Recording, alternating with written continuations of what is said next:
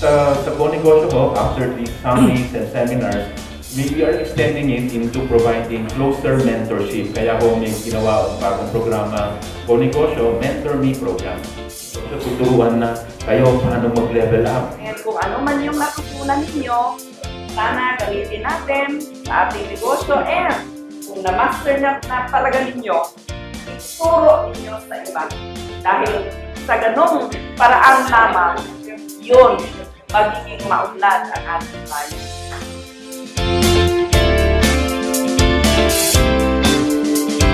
So, itong Negosyo Center Mandaluyong, meron kasing model type A na sinasabi. Yung capacity niya, it should be 100 square meters. So, itong capacity ng mismo Negosyo Center Mandaluyong is 100 square meters with training room, capable to conduct training.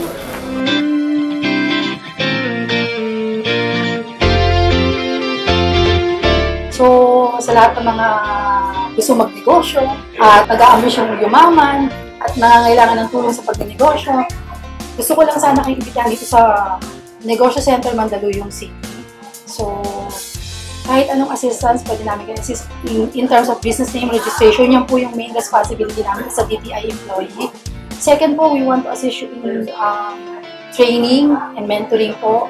And also, yung tinatawag po namin na monitoring, we will also monitor you by sending email and text messages po kung nakapag-register na po kayo sa mga ibang business permit na kailangan po natin para makapag-avail po tayo ng mga government benefits. Kasi napakarami po mga pwede natin avail ng mga benepisyo sa government. Basta lang po na maiparehistro natin ang ating negosyo. Ang unang hakbang po ay iparehistro natin sa DTI, Negosyo Center Mandaluyong, ang inyong business.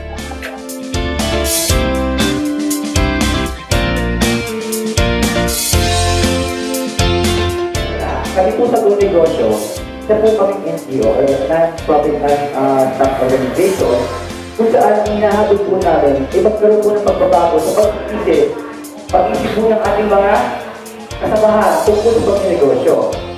And we hope na ang ating mga komunidad ay isa maging sentro ng mga pagnegosyo. Dahil alam po natin, ang pagnegosyo 1, sabi po ni Sir George, meron po tayong seguridad sa ating pamilya sa pamamagitan ng pagnegosyo.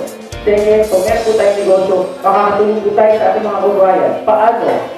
Sila po ay bibigyan natin sa trabaho para tulungan tayo sa ating negosyo. There are 3 ways to do it. Okay? You have to see it. Number 2, kailangan maniwala ka. Number 3, you will act for it.